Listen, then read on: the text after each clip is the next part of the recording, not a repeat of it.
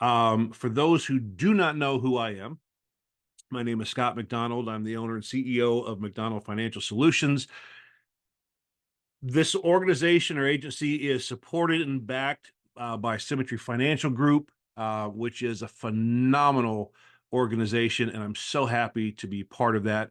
I have 30 years of business ownership and leadership, and as I said before, I'm very passionate about educating individuals and families about the disease, and I call it a disease, of consumer debt and how we can maximize our hard-earned money to build wealth and a legacy. So tonight's agenda, there's going to be four things that we talk about.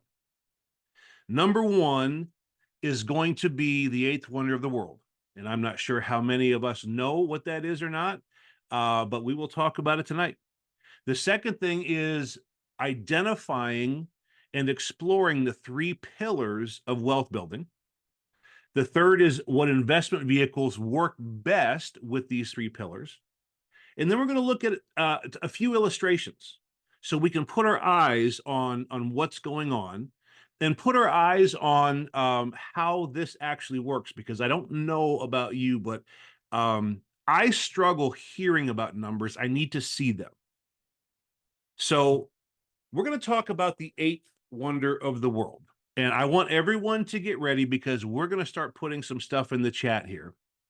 And I want to make sure that we are all, move this over here. I want to make sure that we are all getting ready to participate in this. Compound interest is called the eighth wonder of the world.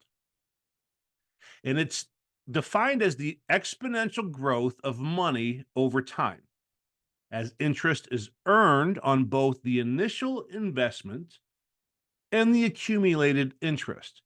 So there are two types of interest, and I don't want to bore you. The first one is simple interest, and the second, the eighth wonder of the world, is compound interest.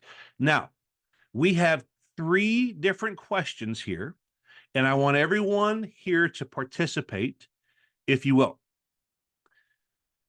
If I were to tell you I would give you $1 million, or I would give you 1 penny, and I would double that penny every day for 30 days. Put a 1 in the chat if you would take the $1 million. Put a 2 in the chat if you would take that penny doubled every day for 30 days. All right, I see some 1s, some 2s. Gabriel's going with the penny. Okay. And Grace is going with number 2. Wow. Okay. All right. Very good. Now, the second thing we're going to go over is a dollar doubled for every day. And then the third one we're going to go over is a piece of paper folded 50 times. So let's go ahead and move to the next one. Okay. A penny doubled for 30 days. I think most people said, give me the $1 million. There are a few that said, no, I want the penny doubled every day for 30 days. Are we ready? What does a penny doubled for 30 days look like? $5.368 million. So for those of us who would have wanted the $1 million, we lost out. Now, put a 1 in the chat if you do not believe that calculation. Be honest. I won't get mad. Put a 1 in the chat if you do not believe that that is accurate. No one is putting anything. Don't be scared. All right, you guys all believe me. Wow. Compound interest, and we'll show. And by the way, all of these figures afterwards, if anyone has a question, I can email you guys all of the proof for this. So here's the next one: a dollar doubled for 20 days. If I had $1 tomorrow, I double it. So day 1, it's now 2. Day 2 is 4, so on and so forth. Who wants, well, you know what? Yeah, we're not going to guess on this. We'll just go ahead and show you guys. It is $1,048,000. What? $1 doubled every day, and you double that amount. 1,048,000. We're starting to understand why this is the eighth wonder of the world. Okay. This one might blow our mind. This is impossible, by the way. I think the Guinness Book of World Records actually was 9 times this was able to happen. But we're going to take one piece of paper folded in half 50 times. How high is this piece of paper? I want everyone in the chat to put how high you think a piece of paper, just a piece of printer paper, fold it in half once, fold it in half twice, fold it in half 50 times. Everyone in the chat, we have 16 people here this evening. I want 16 answers. How high? You can say inches, you can say feet, whatever you want to do. So I've got not high. Someone saying 2 feet. 7.07, very specific. 1 centimeter, 12 inches, 3 inches. Okay, you guys ready for this? 355 million miles. Folks, that's a trip to Mars and back. And then we go to Venus. 355 million. Now, put a 1 in the chat if that blows your mind. I know it blew my mind. 350, there we go. Exactly. 355. So what is it that I'm trying to get across here to us is compound interest is how the wealthy have made money in this country for years and years and years. Now, just because you have compound interest, we have to make sure that we are using it correctly. And that's where we get our 3 pillars of wealth building. And here are those pillars, because if you use compound interest, and the 2 things that make compound interest work are time and money. So someone that's 21 or 25 is at a much better benefit than someone who is at 50, because you have all of those years that you're getting compound interest to work. But when we have compound interest, there are 3 things that we need to make sure we have pillars in place. We have the foundation in place. And the first one is risk. Is my money safe from volatility and market downturns? Number 2, do I have restrictions, or how difficult is it to access my money? Is it liquid? Let me ask you a question. If I had 3 houses or 3 duplex units that I rented, how liquid is that investment? Throw it in the chat. How liquid is it? Is it liquid? Is it not liquid? What do you guys think? It's not liquid. Why? Because if I need to get that money, what do I have to do? I have to sell the properties. Well, how long does that take? Well, what if we're in a downturn? Right? It's not liquid. Restrictions. The third thing is taxes. How can I shelter my money from the federal and state governments? Now, listen, I'm not saying let's not pay taxes. Don't hear what I'm not saying, please. But how can I comply with the existing IRS tax code without overpaying? Okay, so first thing we're going to talk about is risk. Now, How many people remember 2 years ago? Well, how many of us? I'll put a one in the chat, please. If you have a 401k, put a one in the chat really quickly. If you have a 401k,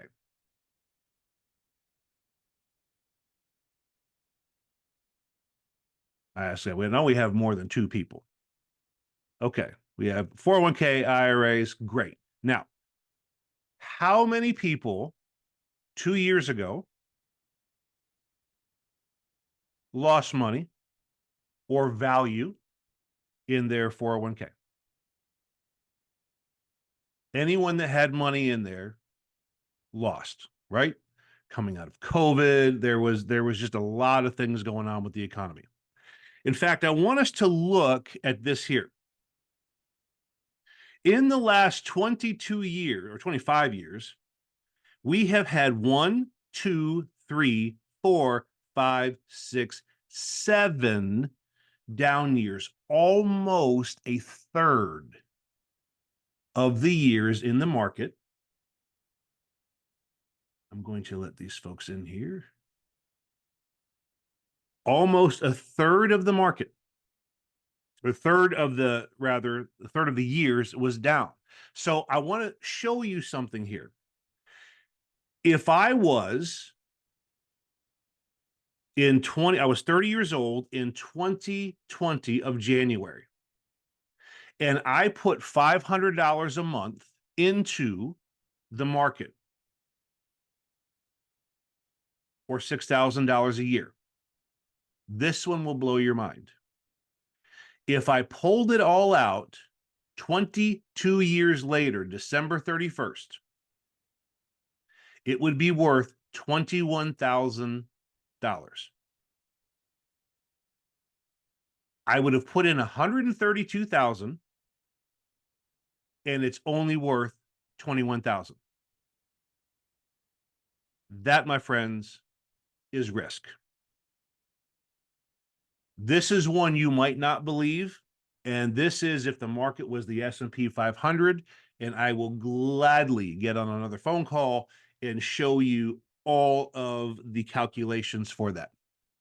I'm not saying every 401k did that. I'm saying if you were to have played the S&P 500 only, and this is without taxes or fees, this is just dollar for dollar. So risk is obviously a big thing, right? Would you agree? Good. I can't hear you, so I'm assuming you're saying yes. Now let's look at liquidity. Let's look at the restrictions. How difficult is it to access this money? All right, so let's say I was 30 years old in the year 2000, and I'd been funding my 401k. So then when I was 22 or I was 55, I want to access my money. What happens? Before 59 and a half, I'm paying a 10% penalty. Well, what if my 401k is really doing well and I'm 72 and I just want it to sit there and I want it to cook and let compound interest take its course? I get a 50% penalty if I don't start taking dividends out. And so I want to point out that liquidity and restrictions often kill compound interest. Now, this might be the worst one of all. Taxes. Now, I want to show you two things here. By the way, I want to make sure that we're all still paying attention, that we're not sleeping. I can't hear anything yet. Put a one in the chat if you guys are following along, please. I want to see if we are following along. Good, good, good, good. Love it. Love it, love it. Thank you.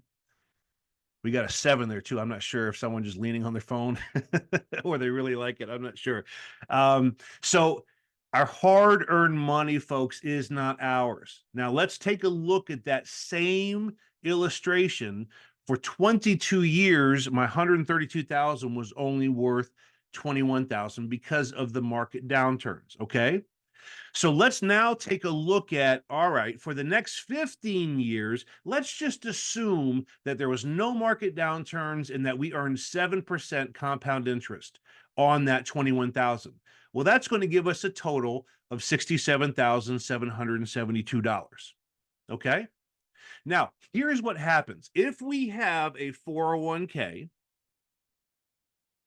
or if we have a qualifying IRA, we have what we call tax deferred vehicle.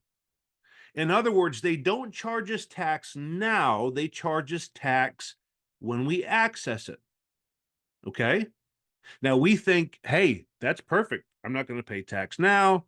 I'll pay tax later on down the road. What's bad with that? What's wrong with that? Well, what we're doing is we are paying taxes on the harvest and not the seed.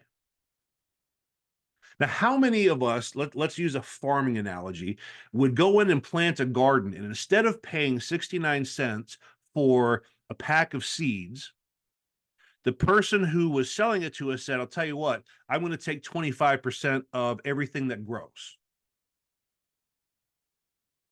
How many of us would do that? Let's not say it's a garden. How about if it's a farm now? How about if it's how we make our living? But yet this is what we're doing to the federal government is we're paying for the harvest and not the seed. Now, here's my next question for you. How much are taxes going to go up or down in the next 5, 10, or 20 years from now? Put a 1 in the chat if you think they're going to go down, or a 2 in the chat if you think they're going to go up. I'm curious to see what we think. I don't see anyone so far saying 1. That's interesting. You know, the Congressional Budget Office actually has said that it is impossible with the amount of debt that the US government has, which by the way is over 35 trillion now in foreign debt and almost 200 trillion in unfunded liabilities to the American citizens. I can promise you it's going to go up. So if you were to look at my 401k, if I were putting $500 a month since 2000, I was 30 years old then. And now I'm going to retire at 68 after 37 years. I only have $67,000, but I got to pay tax on that. So if I was in a 20% tax bracket, that cost me $13,500. If I'm in a 25% tax bracket, 30%, 40%, look at what I have to live on. That hurts, doesn't it? How about this? You guys remember when I talked about the dollar doubled 20 times? And a lot of you said, I don't believe you. Well, watch this. $2, $4, $8, 16, 32, 64. You can see the math as it doubles. 1,048,000. Now, how much was it a day before? It was only half that. Remember, because it's doubling. That's why time matters. But some of us actually have stocks, or we take our money and put it in a savings account, or maybe a money market account, or we put it into a CD. This is what we call taxed as earned. And taxed as earned means at the end of every year, your financial institution will send you a nice piece of paper called a 1098-INT, which means interest that you've made and you owe tax on that. Now, let me show you how taxes, one of the 3 pillars of the wealthy, can destroy the 8th wonder of the world. If I'm in a 25% tax bracket, instead of day one, that dollar doubling to $2, it's $1.75 because it's taking 25% of that earned dollar. The next day, it's taking 75% of that earned dollar, and so on and so forth. And it's being taxed 25% every time it compounds. At a 25% tax bracket, in 20 years, I don't have 1,048,000. I have 72,000. Are we understanding what this does to the 8th wonder of the world? It is killing us, going from 1,048,000 to 72,000. So some of us that say, yeah, well, I'm playing the stock market, I'm investing in mutual funds, and I'm making 4%, 5%. It is killing your wealth. Now, what if we're 33%? Now, many of us on this call are in Texas. Some of us are from Maine. Maine has a 7% income tax in addition to federal tax. So now we're sitting somewhere around 33%, especially when you have this. It goes from 1,000,000 to 27,000. That's not how much we pay, that's how much you have. So what do we do? How many are finding this interesting right now? Just say yes. And if you say Z's, I completely get it. Right? What do we do? Because listen, and this is what I'm so passionate about is we don't have to have a lot of money to be able to apply these principles. This is the solution. Indexed universal life. This is what the wealthy have been doing for years and years and decades and decades. The IUL, Index Universal Life, is an investment vehicle that is sheltered by an insurance policy. So it takes advantage of IRS code 7702, which is the main one. There are a few other ones, but 7702, which allows a minimum investment into a whole life insurance policy. And then the rest of the payment is heavily invested into various indices or indexes, for those of us who aren't, don't like to say it the right way. The S&P 500, Goldman Sachs index, Barclays, BlackRock. Well, what does that mean? It means that the three pillars that we need to have to protect and build our wealth are all checked off. Risk. One of the benefits of the IUL is that your investment will take advantage of the market when it goes up, but when the market is down, it never goes below zero. What? That means if I was, and we'll see this play out, if I was in 2000 putting $500 a month, it would never have lost 33% of the time. Folks, I want you to understand this. You can say your average is fine, but if your hair is on fire and you're sitting on an ice cube, are you really okay, even though somewhere in the middle of your body, it's supposed to be average or fine? This vehicle cancels out risk. Now, what about restriction? Your money is always liquid inside of an IUL. You never need to worry about your age or what you need the money for. Now, how many of us, we have a lot of young folks on this call, how many of us have heard of the 529? The 529 is an investment that parents normally did for their kids in their school, tuition, whatever. I had 5 kids that we did a 529 for. A 529, basically, and I lived in the state of Maine at the time, we would put money into an account and it would grow tax-free, and then they could use it for school. The problem is there was so many restrictions on this that when my daughter wanted to use it, we had to make sure if she needed a new computer, we had to make sure, well, was it the right kind of computer? And did they need to see the receipt? And was it too much of a computer? Did we have to get 3 different quotes and all of these other restrictions? How about if I wanted to take money out of my 401k?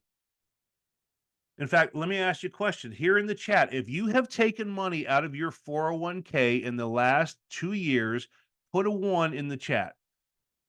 If you don't want to, you don't have to. Now, here's my question. Did you get dollar for dollar? Or was there a penalty? There was a penalty, wasn't there? Absolutely. Who wins? Who wins on that? The government. How about the taxes? Your money in an IUL grows, and this is one of the most important things. It grows tax deferred while it accumulates. But when you want to access it, and I see Natasha in the chat said that with the 401k, she was able to take a loan out. This is that method on steroids. When you want to access it, you can take out a tax-free loan. And we'll talk about this and I'll show you what that means. When you pass away, your wealth will transfer as income tax-free benefits to your heirs, your beneficiaries. Within the IRS code, there are three things that are taxed: earned income, passive income, and portfolio income. What does that mean? If I get a job, earned income, if I'm earning money, I have to pay taxes. If I have passive income, what does that mean? I own a property and I get rent, I have to pay taxes. Or portfolio income, that means stocks, bonds, interest. But you know what's not taxed? A loan.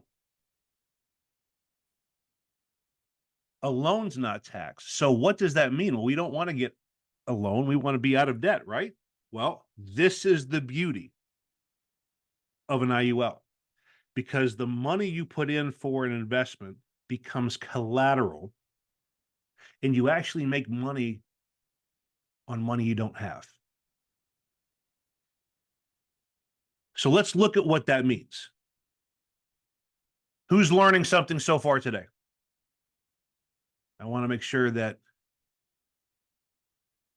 good. Okay. I'm going to throw this. Let's see here. Let's go ahead and I'm going to throw this over here.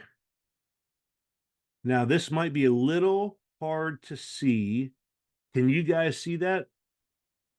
I tried to make this bigger, and this unfortunately is as good as I can get. But let me show you how an IUL, Index Universal Life Policy, works. And I blacked out this middle part here because there's a lot of other numbers that I don't want to confuse you. You can ask some of the agents on this call, they've seen this and they are like, oh, it's a lot of numbers. So I wanted to just kind of get rid of the noise and show you here. So again, this is going to use my illustration when I was 30 in the year 2000, and I wanted to start putting $500 a month or $6,000 a year in.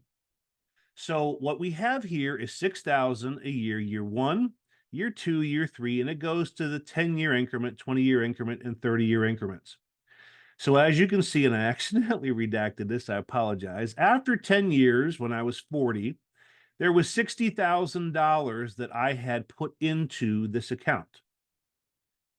Now, if you look over here, there's only $64,000 of what we call surrender value. The account value is worth 66.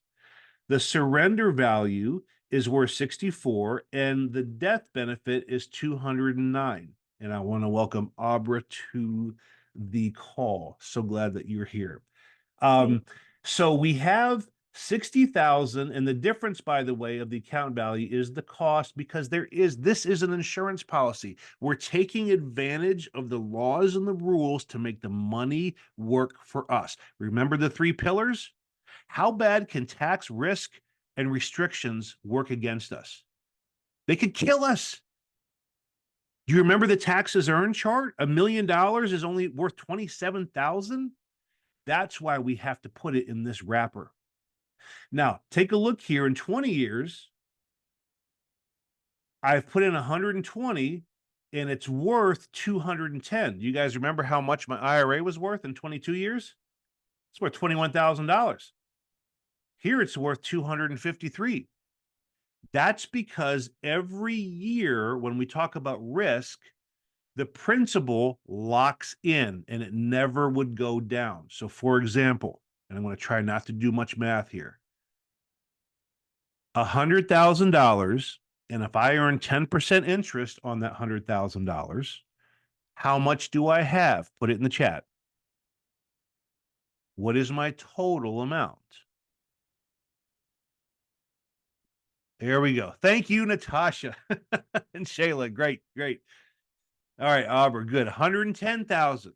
Now, if I have in my 401k 100,000 and it goes up to 110, I have 110. How about the next year it drops to 20,000? It drops. The market goes down 20%. How much do I have in my 401k? Ooh. In my 401k, how much do I have? I had 110 and I lose 20%. That's 22,000 that I've lost. So what is that, 89? Grace says 88, close, 88, 89. So I had 110 and now it's worth 80. Aubrey says 85. It's somewhere around there. You guys, 88. Okay. You guys are making me do, I'm not going to grab my calculator. So it is somewhere in the high 80s. Fair? How much is my IUL worth? It went from 100 to 110. Now the market goes down. How much is it worth now? 110. We don't lose. So then if the next year it goes up 10%, it goes from 88 in my 401k and I get $8,800. So now I'm at 96.8. How much do I have in my IUL? 110 plus 88. Now I'm at 118.8. Do you see how that works? So right now, after 30 years, I've put in 180,000 and I have $500,000. $500,000. And by the way, this is at 7%. There's been many, many, many times. This is a very, very conservative calculation. Many times the market, the index has been over 15, 20. Look at this one. Now it's 67, 30 years, or 37 years. And I've put in only 222,000. And can you guys see what my balance is over here? My cash value, $862,000. It has quadrupled. And oh, by the way, I have $1 million death benefit. I'm getting free insurance. I have, if I die tomorrow, my daughters and son get this. Now, here's the beautiful part about an IUL. This is not for death benefits as much as it is living benefits. What do I mean by that? You know, life insurance really isn't life insurance, is it? It's death insurance. Like if you die, someone gets something. Doesn't mean you're going to live. What I love about the IUL is it actually lets you live. It funds your retirement. Look here. I'm going to start taking $77,679 a year for 10 years, actually since 68. So this is going to be for 13 years. Can you guys see this? I know it's small. I've still only paid $222,000. When I'm 80, I will have pulled out over $1 million. And by the way, this is tax-free because I'm actually borrowing it. See my cash value or my account value? See my cash value? I'm borrowing it from myself. So I have 222,000 is now giving me $1 million. Let's go to 90. 222,000, I've been able to grab out 1.7 million. And I still have money in the account. Not to get too technical, and I'll stop, But the reason why this grows so fast is because your account value here, not the money you have access to, but your account value, you are gaining compound interest on that amount. That means even the money you've borrowed, you're still getting interest on it. Now, let's do some math. If you have $100,000 in the bank and you want to borrow $20,000, how much money do you have? Put it in the chat, please. How much money do we have? 100,000, I want to borrow 20. I have 80. If I'm getting interest on that $100,000 and I pull out 20, how much of my money is getting interest? The 80. Not in an IUL. Can you imagine having a dollar amount of $100,000 and I want to pull out 50,000? A bank would say you have 50,000 left and we'll pay you interest on that, not the IUL. The IUL is going to pay you on the amount you originally had in there and the amount that's compounding, by the way. It's crazy. Okay. So let's recap. You guys enjoying this? Let's recap. Here's the illustration we started with. That 401k in 22 years went from 132,000 to 21,559 versus the IUL, the exact same vehicle, was 253,000. And guess what? It didn't matter what tax bracket we were in because there are no tax penalties with this. Then remember, we went for 15 more years till I was 67, and it was worth $67,000. Remember what it was on that IUL? $862,000 with $1 million death benefit. Oh, by the way, does it matter what tax bracket I'm in? Nope. Not at all. Not at all. Now, remember how much I got to take out for my living benefits with my IUL? $77,000. And I got to take that out until I was 92. I went pretty, and that's, by the way, $77,000 tax free. How much is that equal to if I was to be taxed where there's federal and state taxes? 110? 100? That's really the equivalent of what I'm making. I can't even take that out for 1 year over here in this 401k, can I? And yet I get to take it out here from 67 to 92. All right. How many folks are you loving this? My gosh, it's so good. Yeah. Okay. Here we go. How about one more illustration for you? Because the illustration that I gave you, by the way, honestly was, let's see here. Let's go to this one. Okay, let's move this over here. The one that I gave you was, someone. It was tough. They were struggling with the market going up and down. So let's use another one. I'm just going to pull this over here, and we're going to go full screen on this. Okay. Now, what we're going to do is make some assumptions here. And we're going to say we started in 2000 and we didn't have any market downturns. Okay. We went positive every year. And so we had $500 a month and $500 a month. Okay.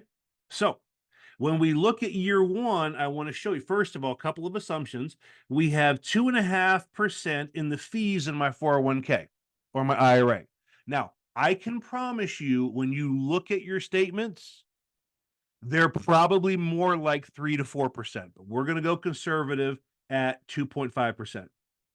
Now, I will, just to let you guys know, when you have questions and want to talk further with your agent and bring it to me, we will do one of these custom for everyone that wants it, because we can look at, well, what is the employer match and all those other things, and what's my tax rate, and we'll figure it all out. But let's just say we're going to use 7.08% for the IUL and the same for the 401k. Fair? Okay. Now here we go.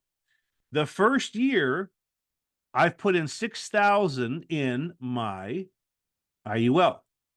I had to put 7,500 in for my 401k. Why? Can anyone tell me? Why would I have to put 7,500 in instead of 6,000? Because, see this income tax? I've already paid this. I paid this already when I first got my paycheck, and this is the money that's sitting in my bank. I've already paid taxes on this. They make you defer this, which means that you're going to have to pay $1,566 just to get the same amount. Okay. So you actually have to put in more. All right. Now let's look at the fees. $200. Look at my fees. 1,200. Whoa, that's a lot. Is it? Remember the first 7 years of this, we have to wrap it in an insurance wrapper so it is not going to be susceptible to what they call a modified endowment contract, which is a fancy name, or a MEC, what the IRS says we'll tax you if it looks like, or if it is an investment. It has to be an insurance policy. All right. So let's keep going up here, and I'm going to watch this thing slide. Watch what it does. You guys see the numbers down here? You can see my account balance, and you can see the deferred taxes I'm paying, and then the fees that I'm paying. And every single year, I'm putting in that same $6,000. And I'm going to retire at age 68. Okay. Now let's take a look here. I've put in 277,000 total. I've only put in 222,000. And now I'm going to start taking out my $77,000 a year, right? Well, look how much I have to take out of my 401k. Why? Because I have to pay the taxes on it to equal the same amount. And look at this. I will have, of that 277, I'm going to owe 125. I've deferred that. Look at this. My fees already. I mean, my account balance is 627, but look at my fees. $271,000 compared to, this is your cost of insurance and fees, guys. Let that sink in a second. For the same S&P 500 you're investing in. Why do you think we have these financial institutions and the stockbrokers say, let it ride out, just let it ride out? Well, because they get their money regardless. You have 627,000, they're taking almost half, and it's 2.5%. I don't know about you guys, that makes me mad. Okay, so it's retirement time, and I want to run this thing out. And so here I am. I have busted my tail, and I'm 70. Now I'm going 72, 73. I'm in the golf. I'm loving life. I get up to 76. And can you guys see my account balance down here? Look what's happening, because it's not outpacing. It's actually going down. And when I'm 76, I'm out of money.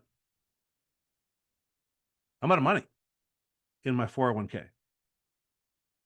But where am I at with my IUL? I'm still taking my $77,000, and it's growing. It keeps going. I don't outlive my benefits. I get to keep going. Now, what do you guys think about that? Who would say no? Right? That's my question, Scott. I mean, Who would not it wanna do that? is an absolute. This is why they call it the eighth wonder of the world. I'm going to go back to presenting here. Sorry about this, guys. I'm a little, there it is there. Okay, present. Okay. So here's the summary. The three pillars in conjunction with the eighth Oh, wonder of the world. hey, Scott, Yes, forgive me so much for interrupting. This is amazing. Yep, there was just that little window. There we go. We're good. thank you. The three pillars: risk, restriction, and taxes. We have a guaranteed floor, but we participate in the good years and it locks in every year. We can access our money when and how we want to. By the way, I chose to take 77,000 a year out when I was 67. I could have taken it all out in 1 year, doesn't matter. And then we pay the tax on the seed. We pay the taxes before we invest it. We don't pay it on the harvest, which is what the 401k and IRAs do. That's it, guys. That's what I have. So I'm going to ask you, if you want, you can either type your questions in the chat or you can unmute and you can fire away. What I will say before we do that, there is this website right here that I want everyone to look at. I will make sure that your agents that invited you send you this, because this is what it is. It is a in fact, let me see if I can pull this. Hold on just a second, Natasha, and I will get right with you here. I'm gonna come on, don't make me mad. It's making me mad. I want to pull this over. I want you guys to see this. You're gonna see this is what we call a retirement savings snapshot. And this is my website, and you will go in and you will put in, if you want me to do with, along with the person that invited you, if you want us to do your own illustrations and show you, okay, this is what I've got in my 401k, this is what I'm investing a month, or this is what I want to invest a month, we can go through all of this and you fill all of this out, and I will get this form and we will custom make one of these illustrations and the cool little slidey thing that you saw. And we will get in touch with you and we will let you know this is exactly what you need to do to be able to live and retire comfortably. It is amazing to me the number of 25, 26, 27-year-old kids that will, adults, I should say. I mean, that's how old my kids are. So that when I tell them for less than 500 a month, they could be millionaires when they retire, they look at me cross like, I don't believe that. I don't believe that. But this is how the wealthy have been doing it. So I wanted to point that out real quick. And I'm actually going to stop the share and we're going to go ahead and roll it out to. So, Natasha, you had a question? Yes, ma'am. Yes, ma'am. Yeah. Uh so is this something that you have to do like a monthly contribution? Like say I have a 401k and I have, I don't know, 50,000 and I'm like, okay, I just want to roll this 50,000 into an IUL and just leave it there. Is that something I can do? Or So, does it yes, it is something you can do. However, because it's an insurance contract, the IRS has a lot of stipulations. And so we have to be really good at how we move the lever so it falls under the umbrella of non-taxed. And so we can talk about that. How do we put this in and how do we do this? So just let it sit there, because honestly, with an IUL, the first 10 years, you're covering the cost of the insurance. It doesn't move a lot, as you guys noticed, and then it takes off. So this is something, the magic number, if you can get 20 or 30 years, this thing will quadruple. So the answer to your question quickly is absolutely, but we want to do something a little different than just throw it all in at once, or else they're going to make you pay taxes and say it's an investment. So, but that's no problem. We can certainly handle that.